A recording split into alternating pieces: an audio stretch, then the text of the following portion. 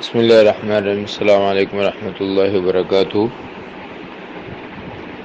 دیکھیں رضوان بھائی، اصل تو نماز میں توجہ اللہ مقصود ہے کہ انسان خشوع میں بھی ہو، یعنی اس کا بدن بھی جو ہے وہ دکھنے میں ایسا لگے کہ وہ اللہ کی طرف متوجہ ہے، اور خضوع بھی ہو کہ اندر سے اس کا باطن بھی اللہ کی طرف متوجہ ہو۔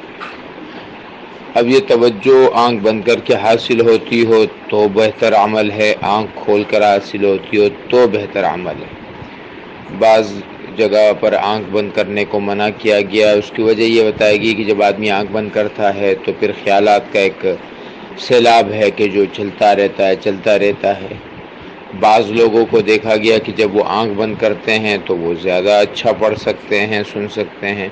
تو اصل مقصود خشوع و خضوع ہے، وہ آپ کو جس چیز میں حاصل ہو جائے اس کو کر لیجئے۔ اس میں کوئی لازمی چیز یہ نہیں ہے کہ یا تو آپ آنکھ کھول کے کریں یا آنکھ بند کر کے کریں۔